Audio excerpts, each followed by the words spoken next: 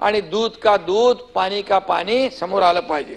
रस्त्यावरचे खड्डे कोणाचे भ्रष्टाचाराचे अड्डे होते हे आम्हाला माहित आहे आणि म्हणून त्या दिवशी काही मिस्टर बीन ने डस्टबिनचा उल्लेख केला।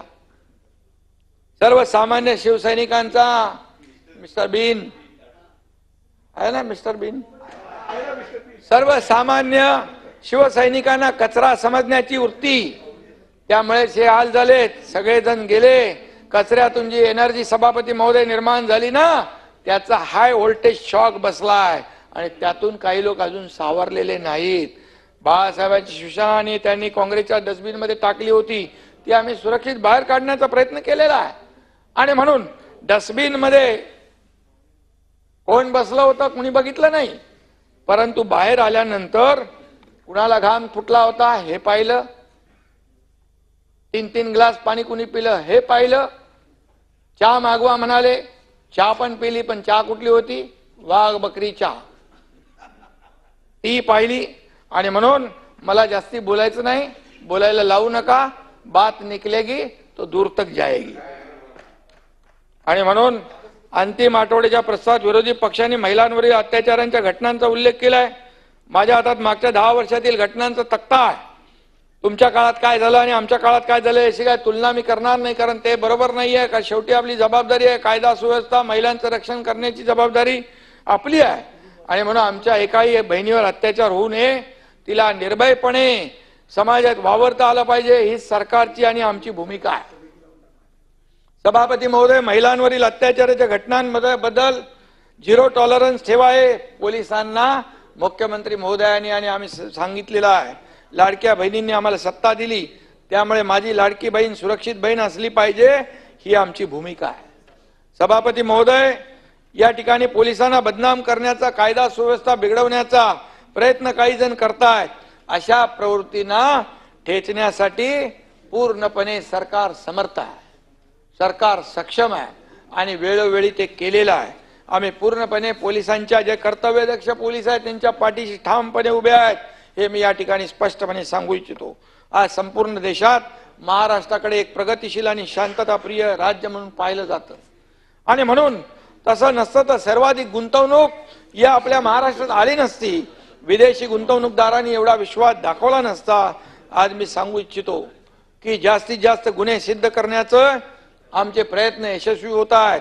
संपूर्ण देशाचा जर आपण विचार केला तर शहरी गुन्हेगारीत पहिल्या 5 क्रमांकात राज्यातील एकही शहर नाही।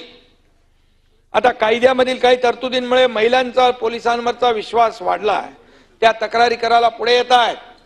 त्यांच्यासाठी पोलीस देखील तात्काळ कुठल्याही महिलेच्या तक्रारीला प्राधान्य देत आहेत आणि तातडीने गुन्हेगाराचा शोध घेणं, त्याच्या विरुद्ध पुरावे जमा करणं, कोर्टात त्याला सादर करणं, या गोष्टीमध्ये या प्रक्रियेमध्ये आमूलाग्र बदल झालेला आहे। एखाद्या महिलेवर अत्याचार झाला तर 60 दिवसात आरोपपत्र दाखल करण्यात येतं। त्याचं जर प्रमाण आपण पाहिलं तर राज्याचा दर 90% आहे, तो 100% करण्याचा आमचा प्रयत्न आहे आणि तो नक्की करू। आज प्रत्येक पोलीस स्थानकात महिला सहाय्यक पोलीस कक्षाची स्थापना या ठिकाणी करण्यात आलेली आहे। हा कक्ष पूर्णपणे महिलांसाठी डेडिकेटेड आहे। इथं महिला अधिकारी महिलांच्या तक्रारी नोंदवून घेतात। पोस्को कायद्याच्या बाबतीत सुद्धा राज्य शासन अतिशय गंभीर आहे, हे मी आपल्याला सांगू इच्छितो। यात एक विशेष कृती दल स्थापन करण्यात आलेला आहे। तसेच 1098 टोल फ्री क्रमांकावरून मदत करण्यात येते। असे गुन्हे निकाली काढण्याकरता न्यायालय कार्यरत होत आहेत। दामिनी पथक, निर्भया कक्ष आणि भरोसा सेल सुरू करण्यात आलेला आहे।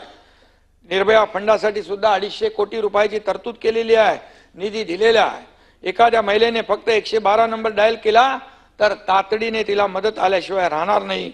या रिस्पॉन्स टाइम, हा जो रिस्पॉन्स टाइम आहे देशात 2ऱ्या क्रमांकावर आहे आणि तो लवकरच 1ल्या क्रमांकावर आणण्याची भूमिका आपल्या सरकारची आहे।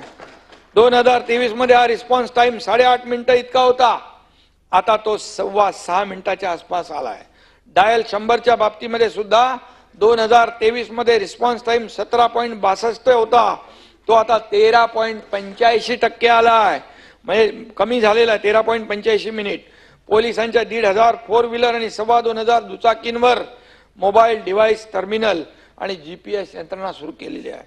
याच पद्धतीने अनैतिक मानवी वाहतूक रोखण्यासाठी पोलिसांचे आणि गृह विभागाचे समन्वय कक्ष आहेत आणि या कक्षांकडून योग्य ती कारवाई तातडीने करण्यात येते।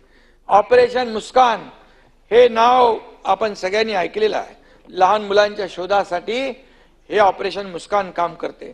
संपूर्ण देशात राज्याच्या या उपक्रमाचा गौरव करण्यात आलेला आहे।